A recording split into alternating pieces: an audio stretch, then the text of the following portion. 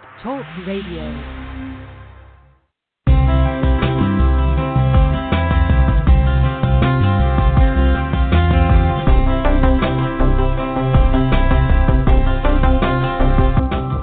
Hello, and welcome to the AstroEnergy Astrology Show on Blog Talk Radio with me, Astrologer Shelley Overton. Each week we go over the planetary positions, discuss astrology, and take callers' questions.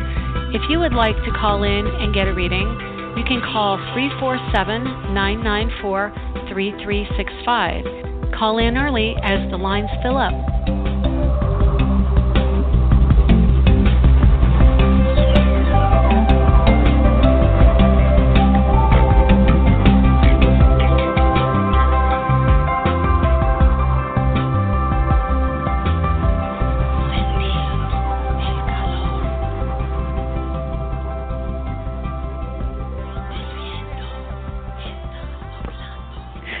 Hello, and welcome to the March 26, 2019 edition of the AstroEnergy Astrology Show. My name is Shelley Overton. I'm an astrologer in Orlando, Florida, and I'm happy to be here with you. Really, really happy to be here with you because I have had one heck of a Mercury retrograde, let me tell you. It has been nonstop glitches. I may have mentioned a few of them last week, but I'll review them for those of you who are new to the show. And just so you know, Mercury retrograde has been going on for about 2 weeks now, 2.5 weeks, and it's about to go direct on the 28th, so we are minutes from it going direct. And yet, it's been quite a time. I've had glitches with my email. I've had glitches with my car. My car didn't start a couple days ago. It's starting now. Is there a reason? Well, maybe the battery, but it starts. Who knows? It's fine. So we've had emotional upsets, we've had anxiety, we've had all sorts of electronics and glitches and things dying. My podcast, let's just go there for a minute. I had glitches getting it paid, and it still hasn't been because they refuse to take my card, even though everything is appropriate. They are not, and I don't know if you know this, I actually pay for this show every month. So when I pay, it's supposed to go through, but it wouldn't go through, and so they just sent me a little, email that is all and said, well, it should be this, this, or that, and they didn't fix the problem. So consequently, I don't know if I'm going to have a full hour show after this show. This one has been scheduled for a full hour, and looking on the window, it shows that it is a full hour, but from now on, I may have to kind of Frankenstein my show by using this site for the calls and then putting in the rest of it together. I don't know. We're still going to see what happens. Maybe they will read my email that complained about it and in no uncertain terms told them exactly what I felt. So we'll see. But Mercury is retrograde, so I'm hoping that when Mercury goes direct, everything will smooth out with a lot of the things that have been up in the air. But let's look at what the chart says so we can kind of get an idea, a little bit clearer idea of what exactly the interactions of the planets are. So currently in Orlando, we have a Gemini rising. That means that the energy of Gemini is coming up on the eastern horizon. And if you're in another place, you have probably a different rising sign, even if you're north of me, because it will shift it. It won't shift it a great deal, but it may shift it a few degrees. And then if you go east or west, it changes the rising sign because of where you are on the surface of the Earth going around the Earth. So if you're 2 hours away from me, either side, it could be either Taurus or Cancer. So, of course, if you're 2 hours east of me, you have a problem because you're in the middle of the Atlantic Ocean.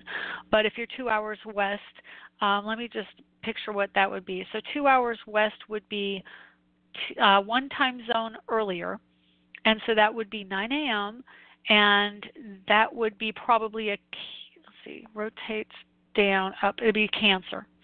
So you're going to be in a different time zone, different rising sign. But your planets are still going to be in the same part of the sky. So today we have Moon at 17 Sagittarius, almost conjunct a Jupiter at 23 Sagittarius. We have Saturn at 19 Capricorn, Pluto at 22 Capricorn, which, by the way, 22 Capricorn is the degree Saturn will join Pluto in January of next year. So just be aware of that.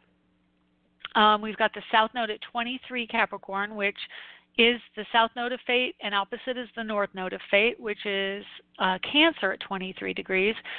And the nodes of Fate are points in the sky where the moon crosses the equator, and that is a nodal point.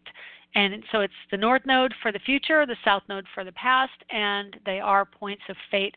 So when we have planets cross them, they are a significant energy in our lives, okay? And Pluto is a very slow planet, so he takes about 265 years to go around the sun. And so having the node of fate next to Pluto is pretty universally significant for many of us, for the world, because it is a great shift of consciousness or integrity, or information that has been hidden comes to the surface. It is in Capricorn, so the energy of Pluto is around the energy of structure and government, and we see that all over the world. It is the authority energy, the patriarchy, and so we are seeing a lot of the energy coming out from the patriarchy. And do we want that type of government, that kind of thing? And what type of government are we going to have? And it's not just us, it's all over the world. There, Venezuela, I'm just saying the ones that I can think of off the top of my head, but Venezuela, I know they're doing Brexit. Do they want to be in conjunction with other countries in the EU? I will get to that in a second here. After we go over the planets, I'll mention that again. And so, we're having this fated moment in time where we are all having to understand authority, hierarchy, and our own internal integrity. And, really what it comes down to, and I've said this on many shows, having Saturn join Pluto is about the structure of our integrity, our value. It's a value to others, and value to self would be Taurus. We just had Uranus go into Taurus. So we have these really strong energies in Earth representing value. So Taurus represents value, and Pluto represents value, and Pluto's in an Earth sign of Capricorn. So the two energies are not in trine, which is 120 degrees apart, which is usually considered a positive aspect, but they are in a trine energy, meaning they're 120 degrees away by sign. So they are, I want to say, theoretically in cooperation, but definitely when you have trines, especially when they're exact trines, you will find that there will be a difficult that comes out of it, and I've noticed this time and time again. So yes, they're considered positive, they are cooperative energy, but to get there, we see a significant upset before we can get to the cooperation. And so today we have Mars at 26 degrees Taurus. He is in trine to Pluto. He is in trine to the South Node and the North, and well, he's not in trine to the North Node, he's in sextile to the North Node, but they are cooperative energies, but it is significant for shift and change. We've got Venus at 29 Aquarius, which means Venus is moments also away from going in to her new sign, which is Pisces. And honestly, I am a little skittish about this energy. This whole Mercury retrograde in Pisces has been quite a difficult one for me, and specifically around my daughter. My daughter is represented by Venus, your daughter also, but Venus in Aquarius is a detachment energy. It's a high intellectual and nervous system energy. It's electrical by nature, and Aquarius is an air sign, so having Venus, the goddess of love and money, in Aquarius is about detachment. Venus rules value. There is a detachment from value. There is a higher understanding of things and a curiosity. There is an electrical energy that runs through it, and honestly, Mercury in Pisces is also that same kind of electrical energy in a water sign, which is conductive. So, if you've been having issues with water or electricity during this time, not surprising. Mercury retrograde. I remember I did tell a client that there was a house issue because that Mercury retrograde was in a specific placement to a house. And I said, watch out for water damage. And it was confirmed within a week that there was water damage in a house that was being bought. So we see a lot of this, but it is also the combination of Aquarian Venus and Mercury in Pisces has been really strong for anxiety or coming back into some issues where we're bringing in chemicals or drugs or even caffeine. Anything like that can really, your system is more sensitive to it with Mercury retrograde in Pisces. And then, of course, we have Neptune right there. They're at the exact same degree today. They're both at 16 degrees Pisces. So it's a pretty intense Mercury retrograde, especially now that he has retrograded back to Neptune. So it is about your dreams, but it's also about where you are not looking at reality and where you're trying to hide from reality. Neptune rules Pisces, and either Pisces, the sign if you have planets there, or a transit of Neptune or a position of Neptune close to, say, your Venus or your Moon, or even Pluto, which is very emotional or intense and introspective, can really bring out a lot of this agitation or discomfort, I think is a better word. You can find this intensity coming up in your world, and it's being expressed, and it may feel like you need to escape and you need to find a different place to be. You want to hole yourself up in the house. Again, having Pisces, it's sleep energy, it's understanding information coming through from the sleep realm, which is closer to spirit, so you can feel that. Venus goes into Pisces at 3:43 p.m. Eastern on the 26th, so it's this afternoon. This afternoon we have Venus going into Pisces, and then let's see, tomorrow she sextiles Uranus. The moon enters Capricorn tomorrow, and Thursday Mercury goes direct at 9:59 a.m. Eastern, 6:59 a.m. Pacific. So these next 3 days are going to be significant, and they're going to be significant around shifting our energy. I wanted to say away from the emotionalism, but quite honestly, Venus going into Pisces is going to keep us there for another month. And that's the reason I'm a little bit skittish about Venus going into Pisces, because the first couple of weeks it will probably be really cozy, comfortable energy. You may feel a little bit more tired, or you may want to stay home because, again, Pisces is the 12th house. It is the hidden, and it may mean that you want to hide your emotions. You want to run and hide. But we also have Mercury going direct. So Mercury is thought and communication and expression. And so in Pisces, it has been very nonverbal. Going direct means that now he's going in a direction that's in cooperation with the energy as opposed to contrary to the energy. So he's been running away from things and trying to understand it but not necessarily understanding it. What we have talked about may not be taken the right way. And especially at this time, we have Jupiter at 23 Sagittarius with the moon at 17 Sag, which means the moon today is exactly square to Mercury and will be really increasing this contrary energy between communication, emotionalism, and taking action, as well as education or music are affected by this travel. Today would not be a good day, in my opinion, to travel.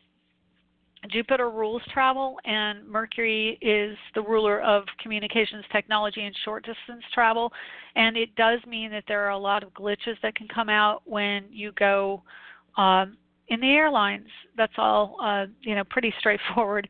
That it's going to mean that connections may be missed, communications about what time to be there could be wrong or off.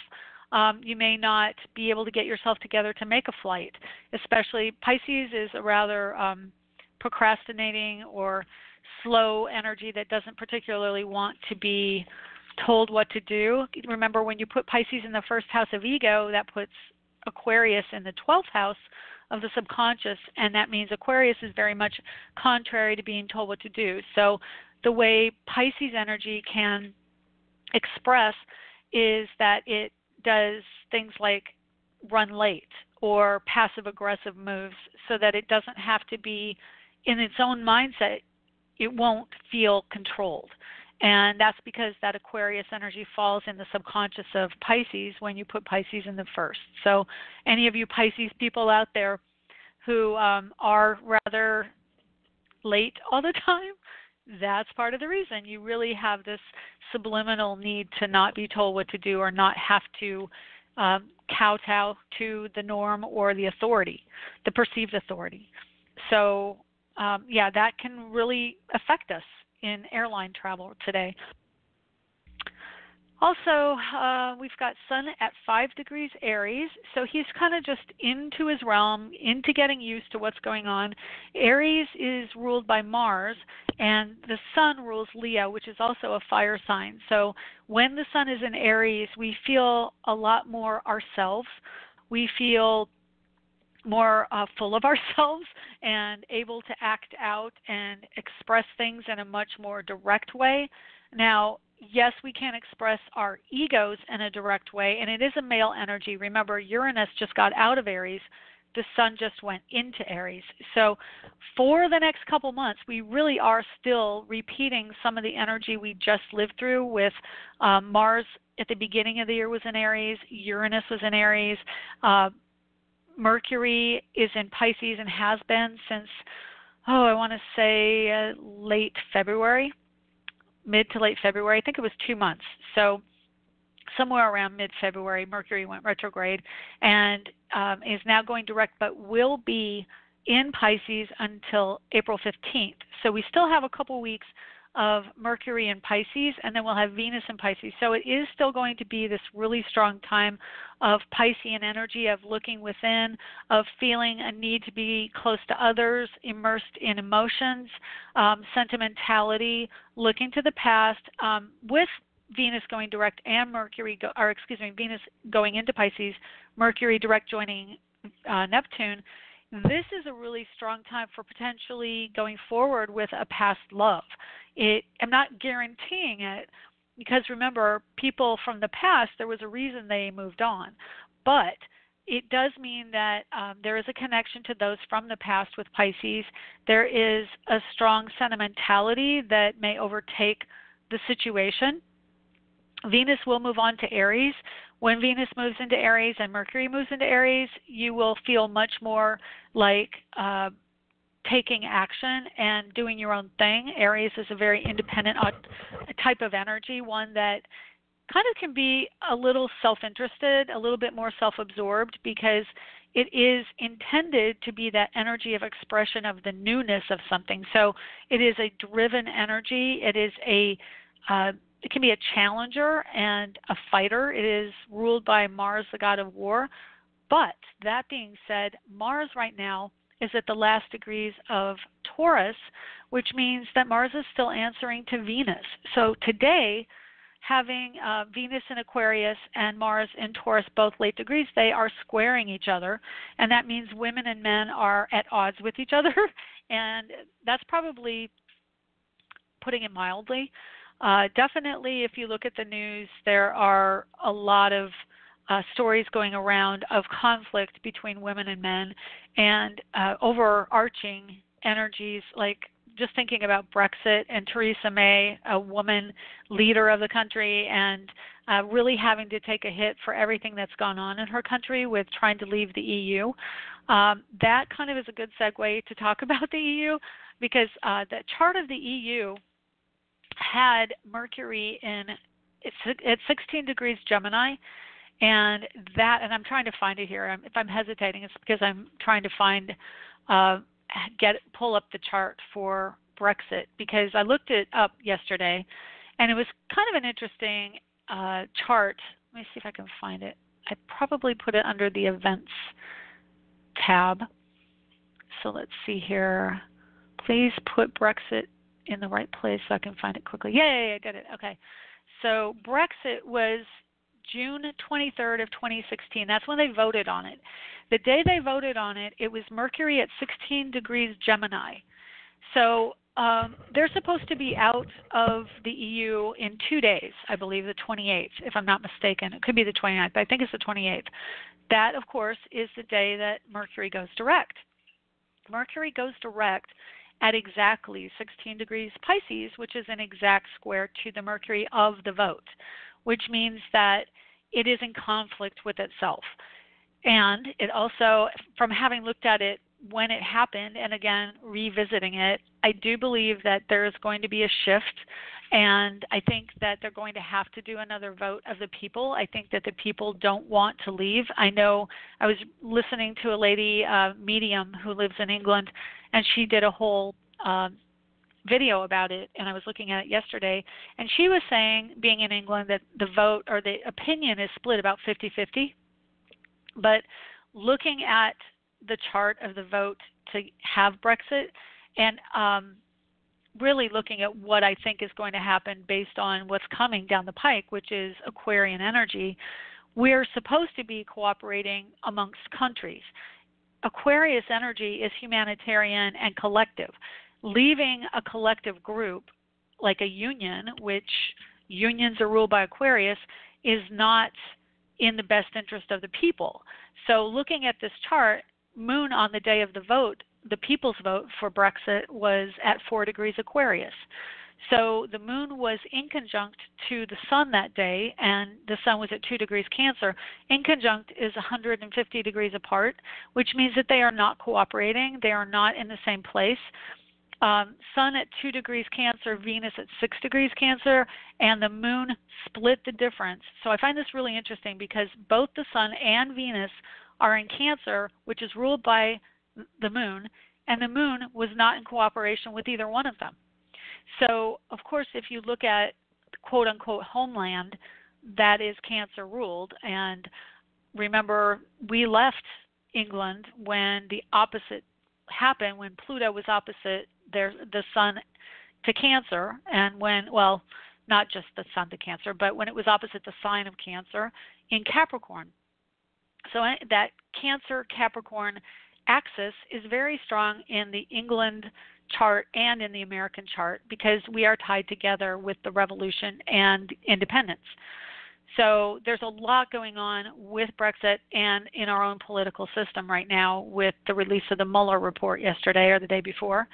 I do believe, as far as the Mueller report is concerned, I think that more information will come out after Mercury goes direct, of course, and that I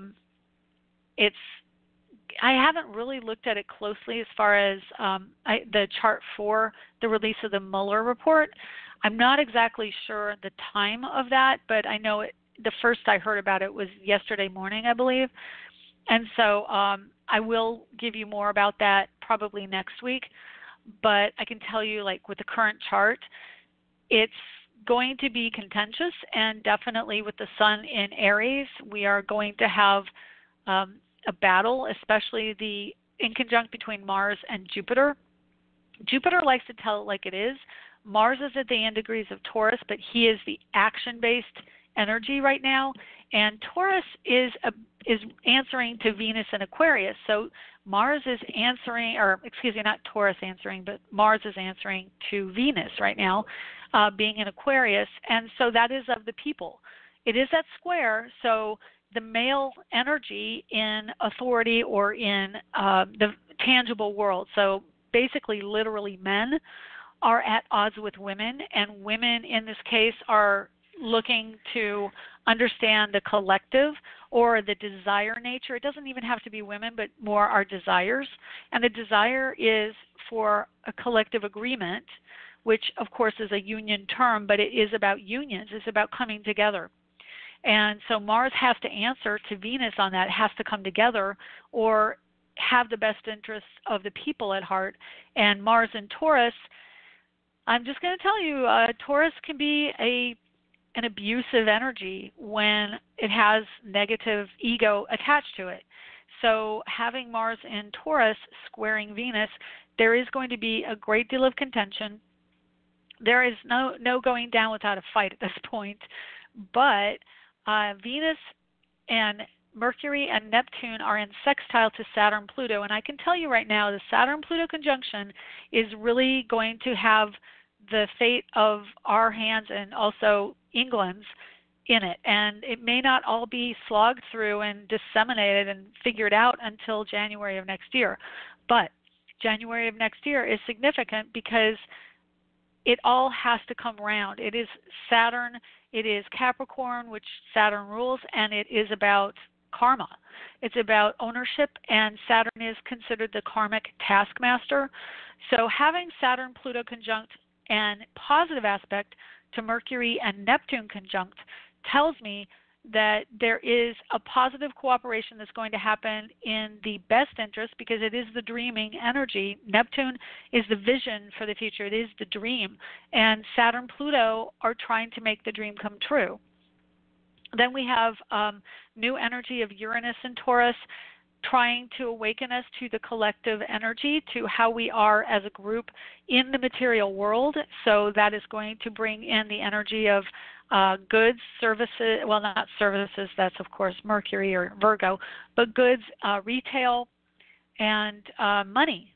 It's financial systems and what we're going to do in a unique and unusual way. It's much more about the people being independent within the group, so people finding their identity and their life purpose as it relates to all of us doing the same, so that we are all becoming who we truly were meant to be and expressing that and getting the value back from acknowledging this is who we are, this is my niche in the world, and this is what I was meant to do.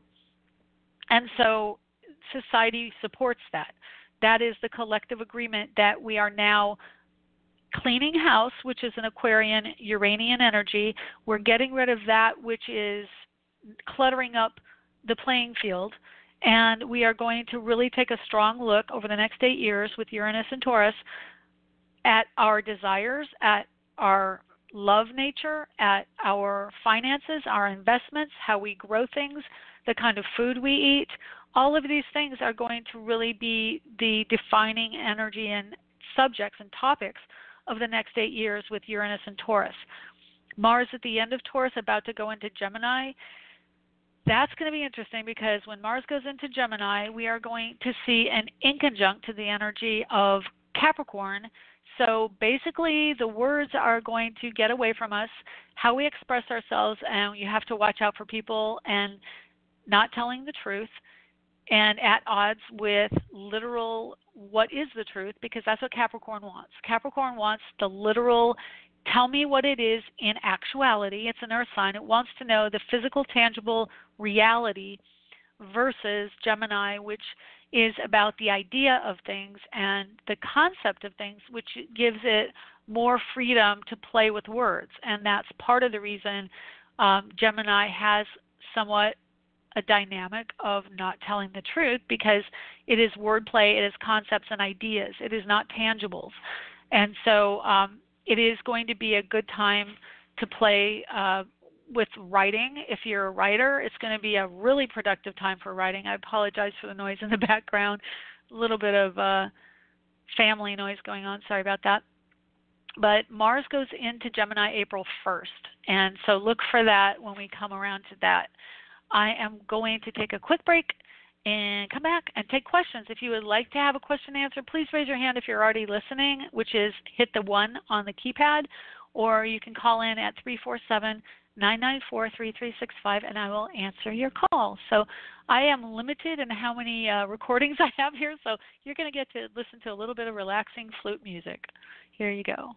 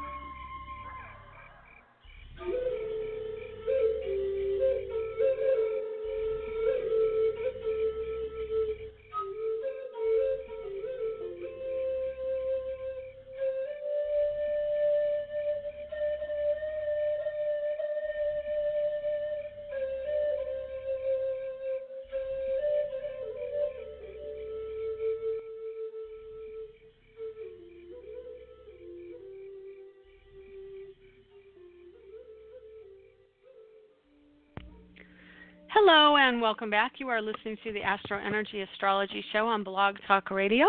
My name is Shelley Overton, and if you would like to get a reading from me, I would love to do a reading for you. You can get me at astrologerangel.com or angeliczodiac.com. Angelic Zodiac is really my main website, and you'll probably get there even if you go to Astrologer Angel. I'm phasing that name out. But you can get me on Facebook at Angelic Zodiac, Instagram at Angelic Zodiac 1, and you can also listen to past shows on YouTube if you just type in Artful, A-R-T-F-U-L, Shelley, and you'll get videos for my all my podcasts, and you'll also get videos from my art and around my house. So if you were interested in seeing that, that's where you go. Anyway, we've got some callers, and I'm excited to talk to them, so let's see who we have. Hi, 202. How are you? Hey, Shelley. How are you? It's Kay. Hi, Kay. It's long time no talk. What's up? Yeah. Ooh, well, all of these transits, or many of them, are hitting me real good, and I just want to see what you say. Well, it's just like I feel immobile, like because you know my natal Mercury is 16 Pisces, so it's just like I've just been wanting to sleep, and I mean, thank God I'm actually afforded the opportunity to do so right now because I'm freelancing. Yeah. But just like nada.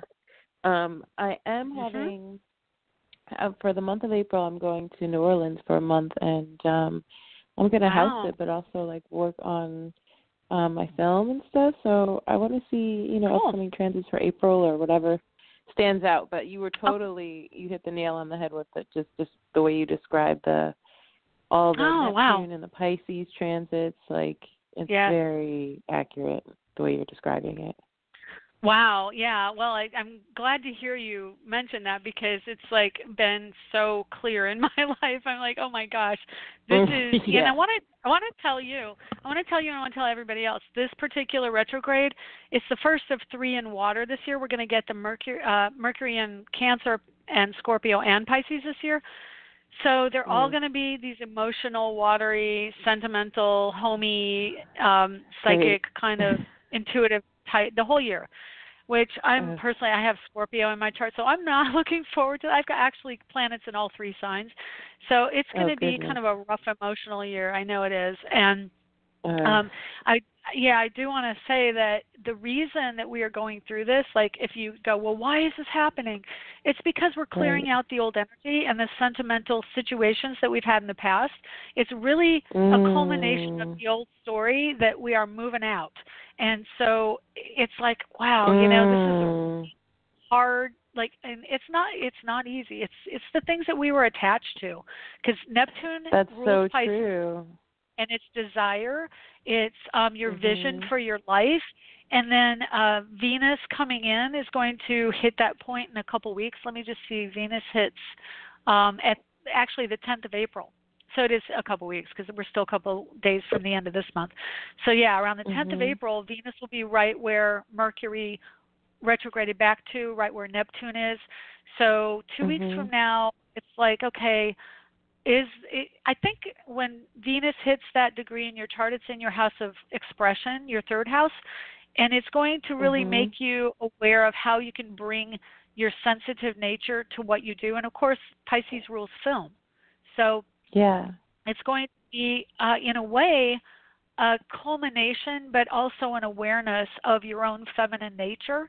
And everyone feels this. There's going to be like, wow, I feel really sensitive, and it's not we're going to be in that feminine energy. Remember, Mars right now is in Taurus, so we are still feeling some of that feminine energy with the male energy. Like they're going, wait a minute. It's feminine energy that they're having to answer to. So it's kind of difficult for men as well. And so we're going to have more of that throughout the month of April. But the end of April is going to be the strong Aries time, even though the sun will be moving into Taurus. Mercury will be in Aries. Venus will be in Aries. Let me see. Mars will be in Gemini, which is a masculine sign. So it's going to be a little bit more driven throughout the month for the second half of April. The first half of April, more sensitive. Again, Venus will be in Pisces throughout the month. And then we're going to have Sun in Taurus the 21st, which for you is in your house of creativity. And right now, Uranus just went into your house of creativity. So that's really exciting. And then the Sun will be there as well. Is it in there or is it almost there? No, on the way I have your chart, I do porphyry. Uranus is at 050, and you have 2907 on the cusp of Aries. So Uranus is in your house of creativity and out of your home and family. So yeah, it's interesting that you're going to be house sitting with all this Aries energy going into your home sector. And so that is like a new energy around being in a different space. So I think it'll be good for you. And it's going to be really creative. Yeah. So that's pretty awesome. Yeah. Glad to hear it. That sounds good. It sounds positive. Yeah, and you've got Jupiter on your Neptune. And today you've got Moon there as well. So you've got this Jupiter-Moon trine, or Jupiter-Moon conjunction. I'm sorry, I'm a little congested and hoarse, so hang on one second. That's okay. I'm sorry about that. I'm just, the pollen and the cats, and I'm like, and that's another thing right now. A lot of allergies are coming out with all the, Pisces fluids. So we've been having colds, we've been having congestion, rain. I mean, actually, I'm very excited with all the Aries energy. It's really clear air, and the skies are really, there aren't any clouds in the sky this whole week here in Orlando. So I'm excited that Aries is really going to bring some much needed clarity and clear skies for people, and not much of the water. But we're not done, but it's getting better. It's going to get better. If you can just make it to the 28th, that Mercury will turn direct and move away from your natal. So you're in a Mercury return, right? And like I said, Neptune's there too. So your chart, you're really, really triggered with Neptune right now. And that, unfortunately, your Neptune squares the Pisces in your chart. So you're kind of being forced to look at two different angles, and they're not really cooperative. One's action and taking action. The other is saying, no, chill out and wait. Yeah, but you're exactly right. And that's it's like a nervous energy, because as much as I want to chill and escape, there's like this underlying, like, anxiety because I'm not acting. Right. You know what I mean? So it's like, you need to act, and it's like, oh, I'm too tired, and it's like you need to chill, and it's like you're not really chilling, you're anxious, Well, okay, I'm going to put a new spin on it for you. So for you specifically, with your Neptune and Sagittarius, Neptune, again, it's that chill energy. So for you, instead of looking at it like, I really want to act, but I can't seem to get it together, or the universe isn't supporting that, turn it around and look at it like, well, my power, my superpower, is to envision and let things come to me from that vision. That the action will be shown to me as opposed to initiating it. Okay? Can you look at it that way? That's beautiful. That makes me feel productive. I love that. Exactly. Of course a Virgo would be able to do that so perfectly. Yeah. Oh, and I forgot, I didn't look at your Virgo. You got that Virgo energy too. Oh, my goodness, woman, you poor thing. Mars, Jupiter, Saturn, and Virgo. Yeah, so you've got a complete opposition. Yeah, it is really tough for us. I do. Oh, hold on one second. Yeah, I've got 4 planets in Virgo, and I've been thinking a lot about it because I also have Mars in Cancer. And Mars in Cancer is a very working person, like around the house. You feel task-oriented. So having Mars, you are a workaholic. I mean, I know, I was married to one. Mars in Virgo is the workaholic. And Jupiter there too. Jupiter really does need to be active, and Saturn needs to own and take responsibility. So for you specifically, with not only that square of Sag to Pisces, you also have a square of Sag to Virgo and an opposition of Virgo to Pisces. So it's all a T-square asking you to move away from that necessary, I've got to work, and that goes along with that Saturn-Pluto conjunction in Capricorn trining your Virgo. It's about owning yourself and who you are, not expressing it out anymore, or I shouldn't even say it that way. You're not looking to your environment to define you. You are now bringing it back on board and not projecting. And that's what the universe is trying to get us all to figure out. We're not meant to project our own issues onto other people. Like, I'm gonna save you. Don't save them, save yourself, like Ed Sheeran says. I'm going to save myself first. So that's what we're meant to do, and it will come and hit home next January. It's not about saving everyone else. It's about saving yourself, okay?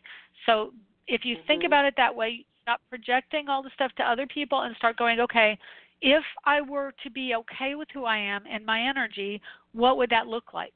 Well, I'm a sensitive person, but yet I'm an analytical person, and I like to take action on my dreams, but that doesn't work right now. So I'm going to sit back and allow people to show me how they're going to do things, because in their world, they need to do this and that, and they're going to bring it to me, because that's your power. It really is your superpower, is your Neptune in Sag in your first house. I got chills with that.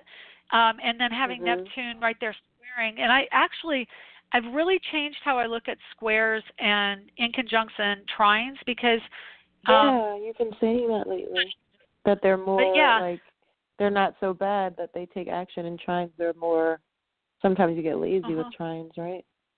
Yeah. Well, the trines make, they snap us to attention. That's a good way to put it. But the squares, they're but the friction is like, if you exercise your muscles, you're going to be a stronger, more fit person. That's the way I see a square. So it isn't that, it does feel uncomfortable always having to fight for something, because they are at odds. Neptune's at odds with your Mercury, and it always has been. So if you understand the commonality, and I'll tell you the commonality between Sagittarius and Pisces is spirituality and religion and seeking a higher understanding. So if you can focus that way, which of course is cooperative with Neptune, it's understanding a higher path, and you don't have to be in charge all the time. And that's in alignment with your Saturn Pluto going into your house of the material world. So it's about releasing some of those needs to control it all. And you have such a Sagittarius Pisces energy in your chart all over, because all three of your Virgo planets fall in Sagittarius house. So, everywhere in your chart, that's like the crux of a lot of what you do is Sagittarius and Pisces and Neptune. So it's all this real big cooperation around energy. So it's about learning, especially because Virgo is the teacher, Sagittarius is like the professor. So Virgo teaches more grade school, and Sagittarius teaches college. So they've got that commonality on that side of it. So you've got learning growth, spiritual growth, and just letting things develop the way they need to. Neptune's your power planet right now. So just let it come to you. Let it be shown to you, and don't always force it, because Sag likes to force things sometimes. So does Aries, and you've got Venus in Aries. Don't be so much into forcing. Allow. And you've got Pluto Moon conjunct in Neptune in your Capricorn career house, which is cooperation and letting the energies come together and find a cooperation. So that's going to be really triggered next year, because that's where that Pluto-Saturn is going to square next January. So that's going to be the lesson about power and integrity for you in your career, okay? That's coming in January. All right? That sounds deep. Thank you so much. That was very powerful. Really, oh, you're welcome. My pleasure. It was good talking to you. You're welcome. It was my pleasure. Good talking to you. Always a pleasure. Thank you so much. Hang in there with all this. Same for you. Oh, my gosh. We've got similar energy. So, all right. Take care, Kay. Oh, my God. You too. Take care. Thanks again.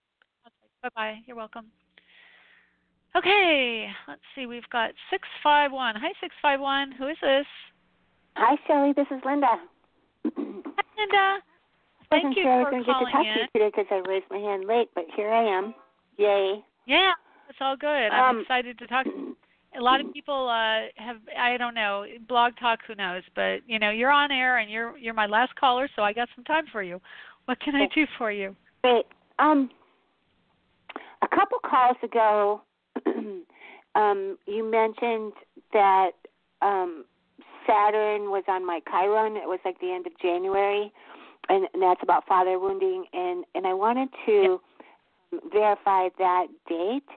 And also I wanted to, I'm wondering if we could look at my father's chart and see if there might be some insights in there. Yeah, the date was 5th of February because they were both February. Yeah. Okay. So, they were both at 15/24 at that date. Okay, what's your dad's information? It's March 21, 1927. Okay. And he was born in St. Paul, Minnesota. I have no idea the time of day. Okay. That's amazing. My daughter's birthday is the 21st of March, and her dad lives in Minneapolis right now.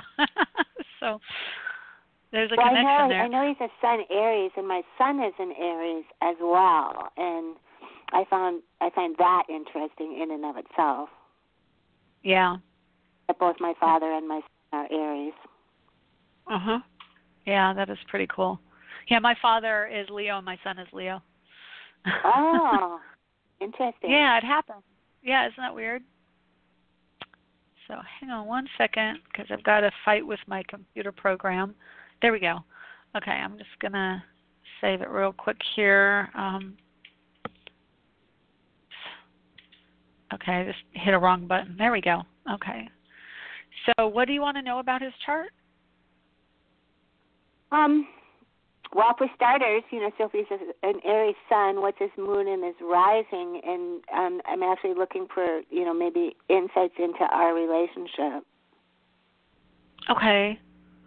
Hang on one second. I actually just pulled up his chart with what's going on now, and I'm going to switch it to you and him, and then I can tell you. So you want to know dynamics and why things are the way they are? Right, yeah. Okay. So I'm putting his chart on. I'll put his chart on the outside wheel. Since you say you don't know the time he was born, right? Right.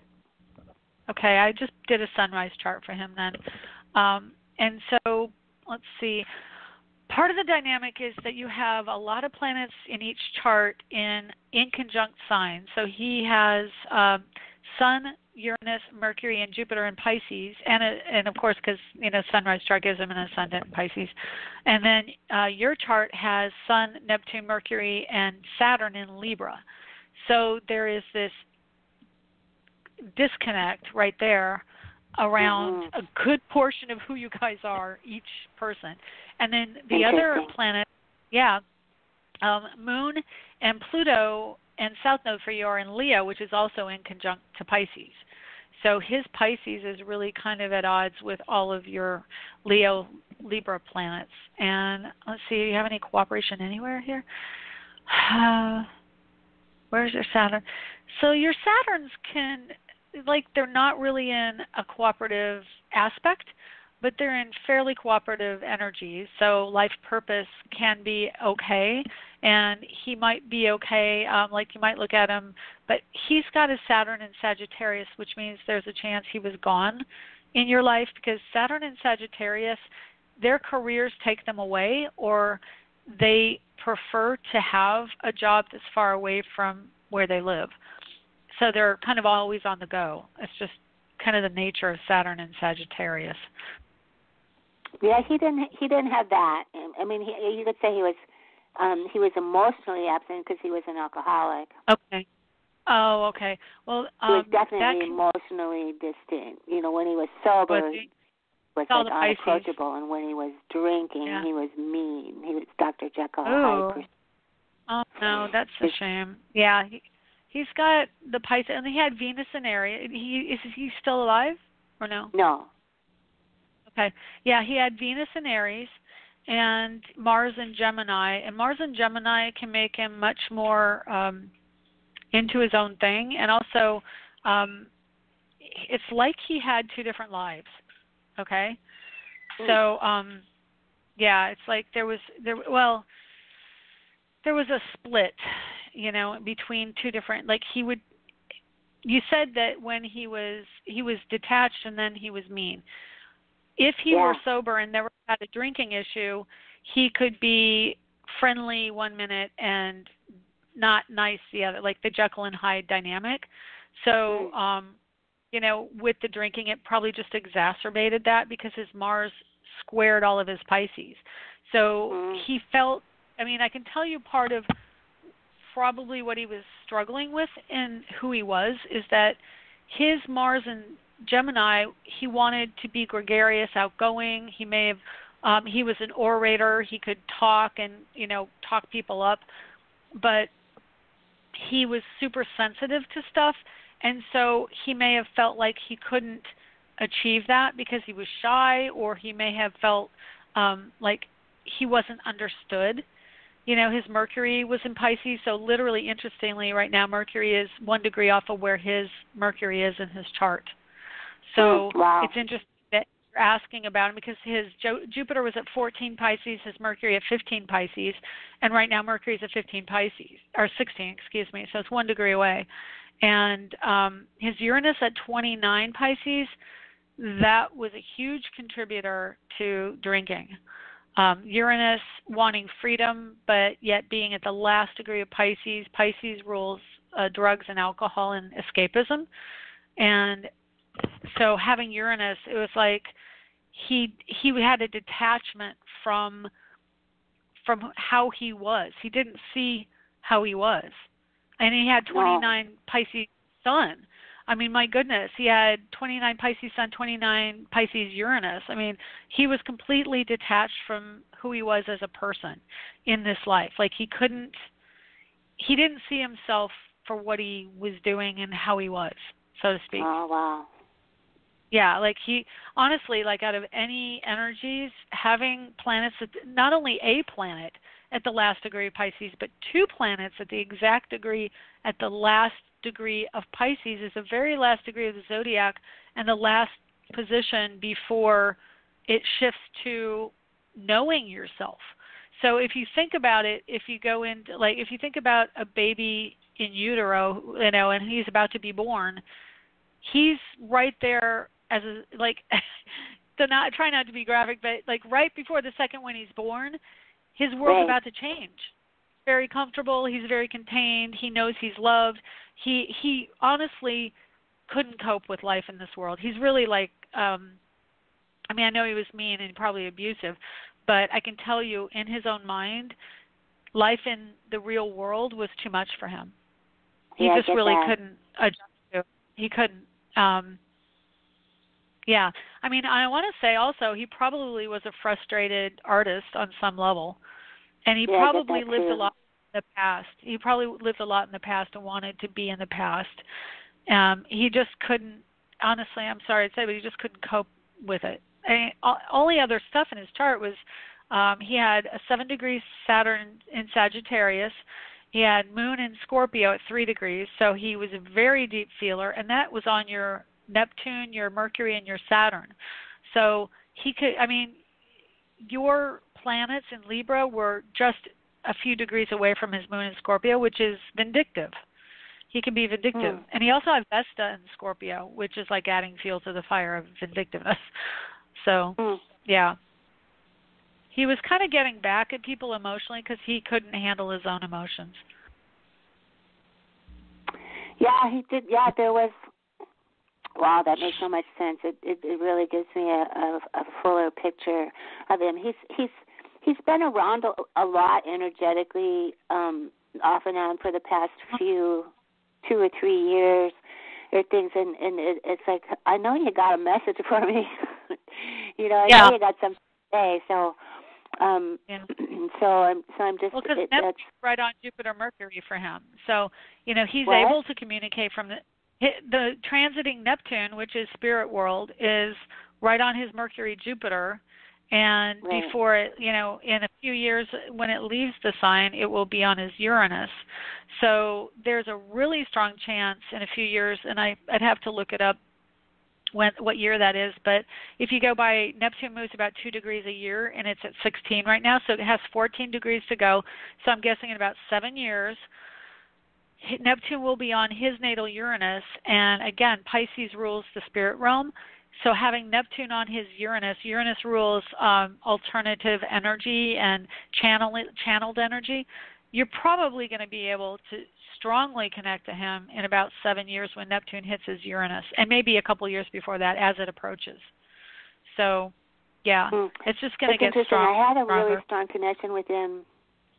I'm wondering if it was around the 5th of February, like you said, because there was a lot of, when I got out of the hospital, and my hospital experience with the illness triggered my memory of when my appendix ruptured, which triggered a lot of flashbacks, from my childhood, and there was right around it was the 2nd. It was February 2nd was when I had this big emotional waterfall over what I had experienced, the fight, flight, and shock that was coming out of my body from both experiences. And and I really felt him come in and say I almost felt his hand touching my forehead even and saying, I'm so sorry, monkey, I'm so sorry, because he called me monkey. So I really felt that first weekend in February, and I still thanks. That helps. All those planets in Pisces, I really get it. It's like, he didn't know what he was doing here either. No, and you got to remember, when people act out, it's because they're struggling with the energy of their reality, basically. That he had there's so much, some kind I know he was deeply conflict. wounded. I don't know exactly what all his wounding was about. But there was I saw that in him where it's like, wow, his dad want to hurt people. You just want to be mean to people and make them hurt like you. Yeah. Well, his Chiron was in Capricorn, and again, let me see. No, is that you? Oh, sorry, that's let me see what his is in Aries. Oh, he had a 29 degrees Aries 29 degrees Chiron in Aries. 29 degrees. Yeah, a lot. See, did he die younger? I mean, he's got his nodes at 29. He's got wow. Oh no, that was 2 degrees. He was 65. Okay. Well, moderately young, not real young, but not real young, but moderately young. I want to say, I mean, there are things that I could tell you, but I probably wouldn't tell you on the air. But if you ever want to get a little mini reading or something, if money's tight, you can call me and I'll tell you some other stuff that I see. But Okay.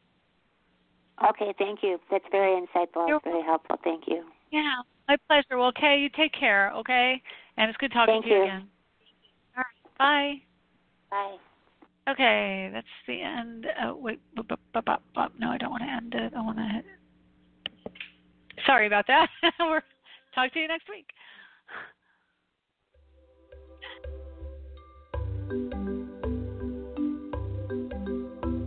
Thanks for stopping by AstroEnergy this week. If you would like to get a hold of Shelley Overton, you can get her at astrologerangel.com, on Facebook at AstroEnergy or Astrologer Angel. The music was provided by Kevin MacLeod at incompetech.com with additional music by Ironwood Rain. Check them out on the net at ironwoodrain.com.